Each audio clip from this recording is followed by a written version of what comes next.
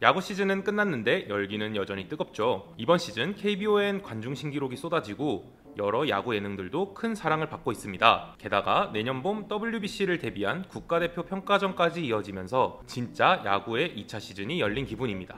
그래서 오늘은 그 야구 콘텐츠에 관한 이야기를 해보려고 합니다. 네, 안녕하세요. 국민일보 쿠키스의 외야수를 맡은 임보혁 기자입니다. 안녕하세요. 뉴페이스 조나영입니다. 안녕하세요. 뱅 최병석입니다. 오늘 또 새로운 뉴페이스가 등장했습니다. 그러니까요. 아우 반갑습니다. 전에 계시던 분은 잘린 건 아니겠죠? 아 그런 건 아니고 잠시 사정이 있어서 제가 나오게 됐고요. 또 안 그래도 제가 야구단에서 근무를 한 경험이 있다 보니까 와우. 오늘 특별히 게스트로 출연하게 됐습니다. 어디에서? 아 그거는 비밀입니다.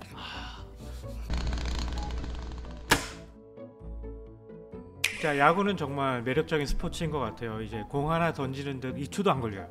그런 짧은 순간에 온갖 감정이 담기고 홈에서 홈으로 돌아온다는 여러 가지 어떤 인생 이야기를 담고 있는 그런 매력적인 스포츠인 것 같은데요. 그래서 그런지 영화나 드라마로 만들어도 감정성이 참 깊고 되게 다양하게 그릴 수 있는 것 같아요. 네 맞아요. 그 야구는 끝날 때까지 끝난 게 아니다라는 말도 있잖아요. 그만큼 승부가 이렇게 계속 뒤집히는 것도 있고 하다 보니까 뭔가 포기하지 않는 그런 마음과 또 더 열정 있게 뛰는 마음이 섞여가지고 더 감정선이 더 많아지는 것 같습니다. 다들 이러니까 다들 야구 콘텐츠에 빠질 수밖에 없는 것 같아요. 그래서 오늘은 야구 안에서의 어떤 팀워크, 리더십 그리고 신념을 보여준 두 작품 스토브리그와 퍼펙트 게임을 준비했습니다. 스토브리그는 만년 꼴찌 야구팀 드림즈의 새 단장으로 부임한 백승수가 해체 위기의 팀을 리빌딩하며 변화를 만들어가는 이야기입니다. 그의 목표는 단순히 이기는 팀이 아니라 시스템이 작동하는 팀을 세우는 것인데요. 감정보다는 원칙, 개인보다는 팀, 단기 성과보다 장기 구조를 선택하면서 냉정하지만 결국 옳은 리더십의 의미를 보여주는 작품입니다. 이 스토브리그는 아까 말씀드렸다시피 표면적으로는 잘 보이지 않지만 뒤에서 열심히 일을 해주고 있는 이 구단의 프런트 직원들을 다룬 드라마인데요. 이 스포츠 드라마의 탈을 썼으면서도 또 오피스 드라마의 모습을 보여주는 그런 모습이 정말 매력적으로 다가왔던 것 같아요. 그리고 야구를 모르는 사람한테도 좀 더 친숙하게 다가오지 않았을까라는 생각이 듭니다. 사실 스포츠 드라마라고 하면 선수나 팀 위주의 그런 내용들이 많은데 이 스토브 리그의 경우에는 마케팅 팀이나 뭐 전력 분석 팀 같은 경우에 상세한 케이스들이 나오다 보니까 아 야구팀 직원들은 이렇게 일을 하는구나를 또 알 수 있어가지고 새로운 매력이었던 것 같아요. 맞습니다. 한창 이 드라마를 찍을 때 구장이 좀 더 눈길이 갔는데 구장이 또 SSG 랜더스의 구장인 인천문학구장. 아 맞아요. 네, 지금 현 SSG 랜더스필드인데 거기에 제가 실제로 그때 가봤어요. 근데 진짜로 커스터마이징을 다 해놨더라고요, 드림즈로. 그래서 그때 또 이 유니폼을 입고 있는 이 유니폼을 또 사기도 했습니다. 그래서 오늘 한번 입고 나와봤는데요. 되게 잘 어울리시는데요? 예쁘더라고요. 일단 너무 예뻐가지고 이런 팀이 실제로 생기면 어떨까라는 생각도 들기도 했습니다. 그 당시. 근데 한창 그 드라마가 방영이 될 때 이게 어느 팀이다라고 막 유추하고 이거 우리 팀 이야기 같은데 막 그런 댓글들도 되게 많이 달렸던 걸로 기억하거든요. 유독 두 팀의 팬들이 그랬던 것 같아요. 맞아요. 성적으로 보면은 이제 롯데와 하나가 네. 하나였습니까? 네. 그렇게 유추가 된다고 말을 하기도 근데 했죠. 그럴 수 있겠네요. 지금 하나 반전의 묘미를 이렇게 이루고 있는 팀이 아닙니까? 그렇죠. 그래서 그런 스토리가 있는 팀이라서 되게 맞는 것 같기도 하고요. 드라마의 주인공이 백승수 단장이잖아요. 뭔가 이 바이킹즈의 김종무 단장의 시점으로 된 드라마가 또 나오게 되면은 스피노프로 나오게 되면 어떨까라는 생각이 또 들더라고요. 바이킹스의 김종무 단장님이 아낌없이 주는 나무잖아요. 그렇죠. 임동규를 데려가면서 바이킹스의 유망주를 내어주게 되고 다시 임동규를 또 내어주고 강두기 선수까지 내어주고 김종무 단장님의 시점으로 보면은 어떨지 또 정말 기대가 되더라고요. 그리고 또 명장면 명대사가 또 엄청난 화제였잖아요. 두 분은 혹시 기억나시는 장면이나 대사가 있으신가요? 이 백승수라는 인물이 원래는 씨름단도 했고 또 그 전까지 배구단이었죠. 배구단을 했었는데 그런 백승수가 이 야구단에 오면서 단장직을 또 떠나게 되는데 그러면서 이렇게 얘기합니다. 제가 이렇게 떠나는 건 저한텐 익숙한 일이고 제가 떠나는 곳이 폐허가 되지 않은 건 저한텐 처음 있는 일입니다. 백승수 단장도 되게 몰입해서 정을 붓고 또 되게 아낌없이 해서 정말 좋은 열매를 맺었다라는 회환과 어떤 기쁨과 여러 가지 많은 감정이 서려 있는 것 같아서 되게 좋았던 장면 같고요. 이세영 팀장이 얘기하죠. 이번에도 아무도 단장님을 지키지 못했네요. 하지만 백승수가 이렇게 하죠. 아니요, 저한테는 처음으로 무언가를 지켜낸 것으로 기억될 것 같습니다. 이걸로도 힘이 많이 날 것 같습니다. 많은 의미가 담겨 있는 대사라서 되게 좋았던 것 같아요. 저는 이제 조금 코믹한 부분을 봤는데요. 권경민 사장이 그렇게 얘기를 하죠. 우리는 야구를 더럽게 못해요. 그리고 또 우리는 몇 년째 야구를 더럽게 못해요. 이게 사실 모든 KBO 리그 팬들이 이 짤을 들고 와서 우리는 진짜 야구를 못한다 라고 얘기를 하던 그 짤이었어요. 짤의 주인공이었고 뼈아픈 명대사가 아닌가 라는 생각이 들었고요. 박은민 배우의 또 엄청난 모습을, 다른 모습을 보여줬던 야 팀장, 너 선 넘었어 지금? 선은 네가 나왔다. 시청자들이 보는 입장에서는 통쾌한 그런 장면이 아니었을까. 대리만족을 하는. 네, 라는 생각이 들고, 마지막으로 제가 생각하는 진정한 명장면은 임동규 선수와 백승수 단장이 화해하던 그 모습인데요. 왜 그러냐면 백승수 단장이 임동규 선수에게 드림즈에서 은퇴하겠습니까? 근데 그 배경이 위에서 내려쬐는 드론을 보시면은 야구공 모양이 비쳐요. 그리고 그 등대로 가는 그 길이 배트 모양이 그려집니다. 그리고 드론이 이동하면서 공을 보고 배트를 휘두르는 모습을 연상시키는데, 어떻게 보면 이 장면 자체가 야구를 사랑하는 두 사람이 원래는 다른 목표를 추구했지만 사실 하나로 화합되는 그런 모습이 아닐까라는 생각이 들어서, 이게 사실 이 미장센과 대사를 통틀어 봤을 때 최고의 명대사, 명장면이 아닐까라는 생각이 들었습니다. 특히 스토브리그의 대사들은 뭔가 인생을 관통하는 대사 같더라고요. 어떤 사람은 산호에서 태어나 놓고 자기가 산호타를 친 줄 압니다. 스스로를 돌아보게 되더라고요. 아, 내가 자만했나? 남들을 좀 무시하고 내가 남들을 평가하고 있는 건 아닌가, 이런 생각들을 좀 가끔씩 할 때 그 대사들을 좀 되새겨보게 되더라고요. 그러면서 백승수 이런 말도 해요. 부끄러워할 필요는 없지만 자랑스러워하는 꼴은 조금 보기 민망하다라는 맞아요. 말을 하는데, 정말 그게 통쾌한 그런 단어였던 것 같아서 저도 기억에 남는 것 같아요. 저는 이 백승수 단장님 보면서 진짜 이상적인 리더라는 생각이 좀 들더라고요. 그 야구에 대해서 사실 잘 몰랐잖아요. 근데 사람들이 야구를 모른다고 무시하고 이러는데, 특히 책으로 공부하는 그 장면, 조병규 배우가 아니 단장님 책으로 공부하는 걸 가지고 이렇게 사람들이 뭐라 하는 사람들이 많다 이렇게 얘기를 하잖아요. 근데 그 가운데에서도 책으로라도 안 공부하면 어떻게 하냐고, 누가 알려줄 때까지 기다리냐고, 이런 식으로 말을 하는데, 그런 의미에서 백승수 단장이 되게 이상적인 리더다, 열심히 공부하는 리더구나 라는 생각이 들어가지고 되게 보기가 좋았더라고요. 백승수 단장님이 이상적이라고 생각하셨으니까 뭔가 남자를 볼 때도 차가운 남자를 좀 더, 차가운 도시 남자를 더 좋아하는 것 같아요. 근데 또 이게 리더와 남자는 좀 그쵸. 다른 개념이니까. 따뜻한 리더도 좋을 수 있지만 차가운 도시 남자 같은 리더가 좋다. 뭐 다 열어두고 이야기를 하겠습니다. 저도 이 드라마를 보면서 리더에 대한, 좋은 리더의 조건이 뭘까라는 생각을 해봤어요. 야구도 그렇고 스포츠에서 흔히들 덕장, 지장, 용장 이렇게 막 구분을 하잖아요. 냉철하게 소신껏 밀어붙여가지고 결국 결과와 답을 만들어내는 그런 리더. 최선의 결과는 못 내도 팀을 하나로 만드는 리더. 어떤 게 더 좋은 리더일까라는 생각도 하게 되는 것 같아요. 사실 뭐 백승수 단장이 이 코치들 간의 파벌 싸움 없앴죠. 그다음에 구단에서 문제되는 사람들 바뀌게 만들었죠. 야구를 모르는 사람이었지만 야구에 관한 심도 깊은 공부를 통해서 더 깊게 알게 된 사람이 되었고, 또 스카우터와 야구계에 존재하는 입시 비리 없앴죠. 드림즈의 두 프랜차이즈 스타를 지키면서 구단의 성적까지 챙기게 해줬죠. 이보다 더 좋은 그쵸. 원팀, 강팀으로 될 수 있게 만든 이보다 더 좋은 단장이 있을까라는 생각이 들었어요. 이게 바로 좋은 리더다. 심지어 본인을 희생하기까지, 본인의 연봉까지. 제일 크네요. 그렇죠. 네, 이번엔 퍼펙트 게임을 한번 보겠습니다. 퍼펙트 게임은 1980년대 한국 프로야구를 대표하던 마운드 위에 쓰러지지 않는 두 전설, 롯데 자이언츠의 무쇠팔 고 최동원 선수와 해태 타이거즈의 무등산 폭격기 선동열 선수, 두 선수의 실화를 바탕으로 한 작품입니다. 누가 더 강한가, 누가 더 오래 살아남는가를 증명하려는 두 투수의 숨막히는 맞대결. 하지만 그 안엔 진짜 승부보다 더 깊은 자존심과 신념, 그리고 존중의 이야기가 담겨 있습니다. 그날의 경기는 단순한 스포츠 이벤트가 아니라 당시 한국 사회의 열기와 경쟁을 상징하는 한 편의 영화였습니다. 임보혁 기자님은 네. 요 두 선수 실제로 보신 최동원 시대는 아니고 약간 선동열 선수 시대에 있었던 약간 기억이 있는데요. 정말 저도 어린 시절 아버님과 같이 이렇게 야구 경기를 봤을 때 정말 선동열에 대한 기억은 딱 그거 하나였어요. 던지면 무조건 스트라이크였다라는 기억이 있어요. 그래서 정말 실제로도 0점대 시즌 평균 자책점을 기록할 정도로 실점도 안 하고 던지면 무조건 스트라이크인 그런 투수로 기억을 하고 있어요. 그 김웅룡 감독이 했던 말 중에서 앞서고 있을 때나 어려울 때 그냥 선동열 보고 불펜에서 몸 풀고 있으라고 하면 상대팀이 벌벌벌 떨었다.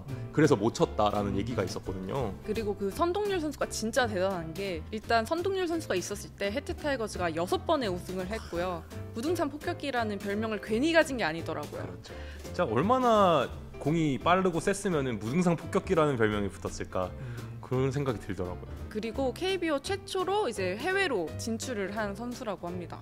주니치 드래곤즈로 일본으로 갔죠.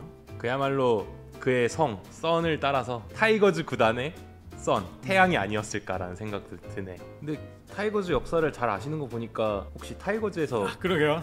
일을 하셨나요? 뭐 여기까지 하겠습니다. 네, 여기까지 하겠습니다. 나머지는 내 추측으로.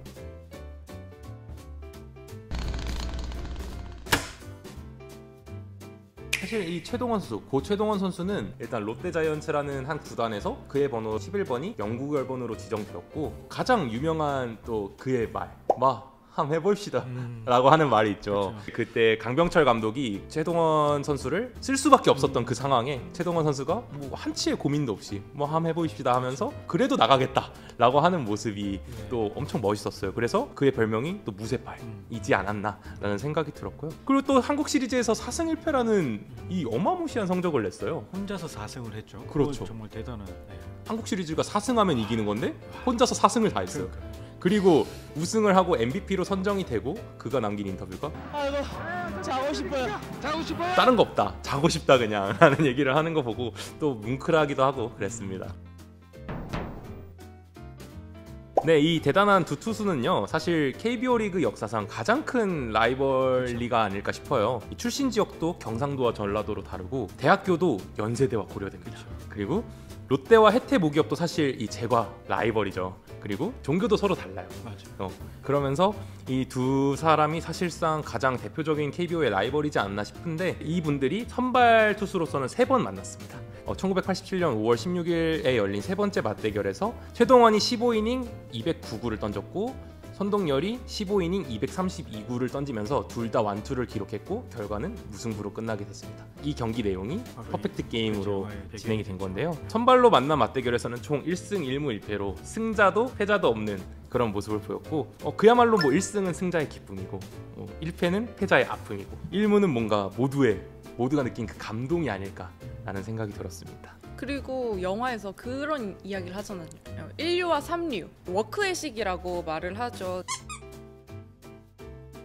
요즘 선수들이 경기 전에 음주를 한다거나 좀 노는 모습들을 그럼 많이 보이면 팬들이 댓글을 좀 많이 달기는 하는데 그런 면에 있어서도 참 최동원 선수가 조진웅 배우를 꼬집잖아요. 너 욕먹는 게 그 전날에 술 먹고 놀고 열심히 안 뛰어서 그런 거라고. 네가 아무리 홈런 타자여도 그런 이유 때문에 팬들이 널 응원하지 않는 거라고 이런 말을 하는 걸 보면서 와 진짜 될 사람은 그런 마음가짐부터가 다르구나 라는 걸 또 느낄 수 있었고 항상 준비하는 그런 모습들이 되게 귀감이 되는 것 같습니다. 실제 그 조중훈 배우가 했던 그 선수분과 김영철 선수 그 둘이 관계가 그렇게 나쁘지는 않다고 해요. 근데 영화적 재미를 위해서 그런 부분을 했다는 것도 있고 극 중에서 두 분이 그렇게 아까 말한 것처럼 대립 관계가 있다가 그 경기 도중에는 또 그런 명대사를 날립니다. 나는 오늘 롯데 4번 타자가 아니고 최동호의 1루수로 시합을 마칠 기다.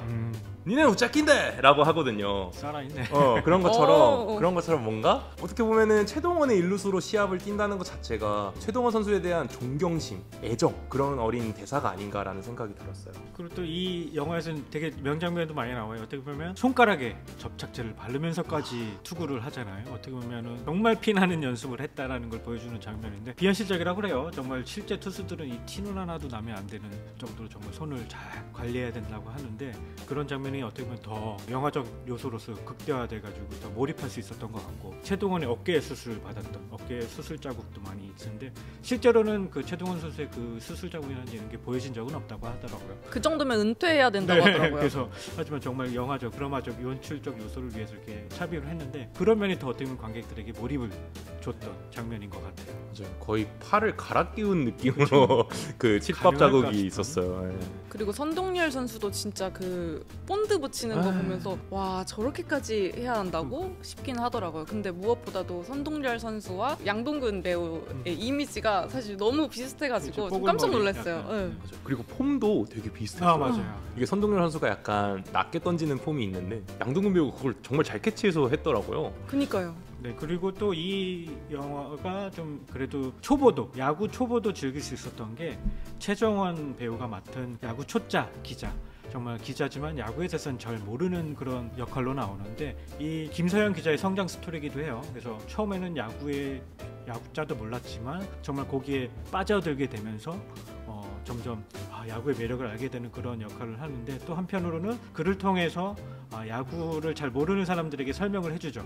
야구는 저런 스포츠야? 이 상황에서 왜 저런 상황이 나오는 거야? 라고를 알려주면서 야구 초보들도 쉽게 이 영화를 보면서 즐기다 보면 정말 야구의 매력에 빠질 수밖에 없는 그런 영화였던 것 같아요. 그 기자님과 최동원 선수의 또 대립 과정이 있었어요. 동열이가 나오건 누가 나오건 죽도록 던집니다. 내가 한 물 갖건 두 물 갖건 끝까지 던집니다. 내한테는 그게 야구입니다. 내가 지든지 이기든지 내 게임은 내가 나갑니다. 내가 끝을 봅니다. 누가 뭐라 해도 최동원이 게임은 최동원이가 나간다고 라고 하는 게 있어요. 그 모습을 보면서 이 최동원 선수가 왜 그 15회까지 나가게 됐는지를 알게 되는 부분이었던 것 같아요. 뭔가 자기 경기는 자기가 끝내겠다는 그런 책임감, 그리고 경쟁심, 그런 것들이 뭔가 최동원 선수를 있게 한 것이 아닌가, 또 더불어서 선동열 선수도 있게 한 것이 아닌가라는 생각이 들었습니다. 사실 200구 넘게 던진다는 게 진짜 말이 안 되거든요. 요즘은 100구 가까이 던지는 경우도 흔치 않잖아요. 맞아요. 지금은 100구만 던져도 선수 관리 차원에서 바로 바꿔주죠. 그렇죠. 그리고 팬들도 바로 감독님한테 뭐라 하죠. 빨리 바꾸라고, 어깨 상한다고. 근데 와 100구, 200구를 던졌다는 건 진짜 감히 실감도 안 나는 것 같아요. 더군다나 한국 시리즈에서 4승 1패를 할 정도면은 진짜 말이 안 되는 거죠. 진짜 레전드라고 불리는 이유가 있는 것 같습니다. 이 영화 같은 경우는 두 선수의 전적이 1승 1패인 상황에서 마지막 경기를 다룬 내용인데요. 1승 1무 1패로 끝났기 때문에 조금 더 이 승자도 패자도 없는 이 그들이 진정한 챔피언이자, 이 게임이 이 제목을 따라서 진정한 퍼펙트 게임이 아닌가, 완벽한 게임이 아닌가라는 생각이 들어요. 사실 퍼펙트 게임이라는 제목이 이 경기 내용과는 좀 달라요. 실점을 안 하고 주자도 내보내지 않아야 퍼펙트 게임이란 말인데, 감독이 생각을 했을 때 이 두 사람이 이렇게 투쟁하고 싸우고 이 모습이 퍼펙트 게임이다 라는 의도에서 제목을 짓지 않았을까라는 생각이 들었습니다. 그리고 보면서 약간 팀보다 위대한 선수는 없다라는 게 느껴지긴 하더라고요. 마지막 무승부 상황에서도 한 팀이 되어가지고 다들 자기 투수를 챙기려는 그런 팀원들의 말이나 행동들을 보면서 그래도 역시 팀이 더 우위에 있구나라는 게 좀 느껴지긴 하더라고요. 맞아요. 그리고 당시의 시대적 상황을 생각해보면 이 해태 타이거즈 팬들이 롯데자이언츠 선수를 격려해주고 응원해주고, 롯데자이언츠 선수들이 해태 타이거즈 선수들을 격려해주고 응원해주는 모습이 정말 아름다웠어요. 근데 그 해태 타이거즈 관중 사이에 박서준 배우가 있었던 거 아시나요? 네. 그건 몰랐어요. 네, 박서준 배우의 모습을 찾아보시면 박서준 배우가 있습니다.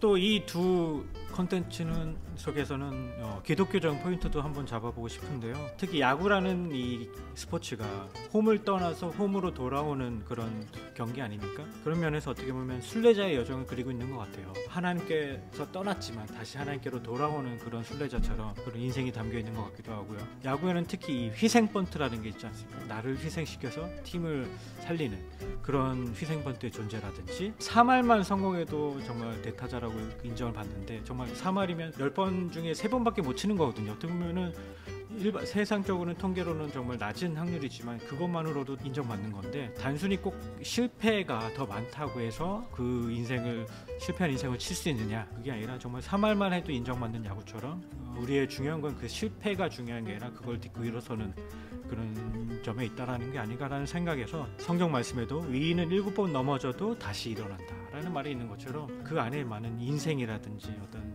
성경적인 그런 포인트도 해석해 볼 수 있는 것 같아서 그런 부분들도 같이 생각을 해보면 좋을 것 같아요. 저는 느헤미야의 이야기가 좀 떠올랐어요.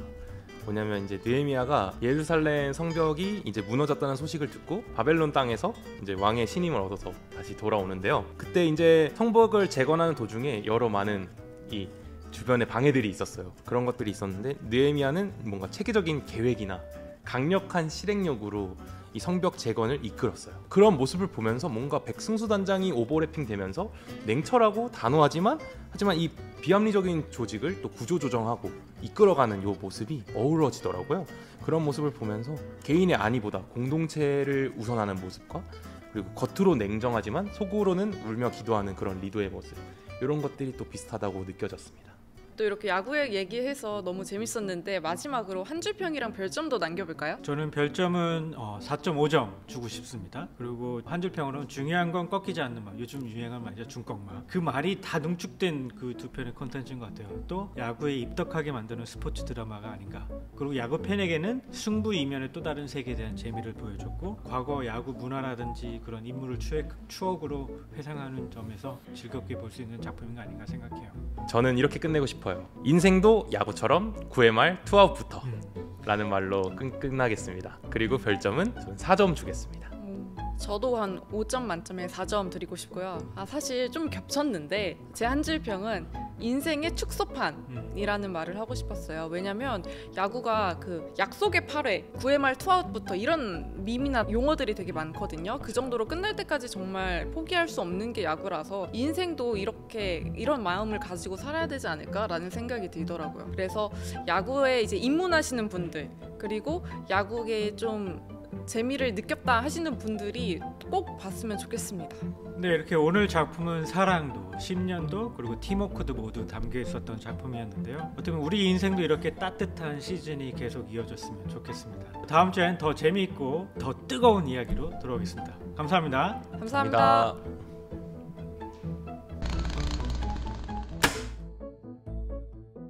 근데 스토브리그 1을 너무 재밌게 봐서 스토브리그 2가 안 나오나 이런 마음이 좀 들거든요. 그 1000원짜리 변호사라는 남궁민 배우가 출연한 작품이 또 있어요. 거기 보시면 재밌는 장면이 나옵니다. 김지훈 배우가 백씨 얘기를 하다가 백씨의 사람 중에서 백승수를 얘기합니다. 백종원 또? 백지영 또? 백연식 또?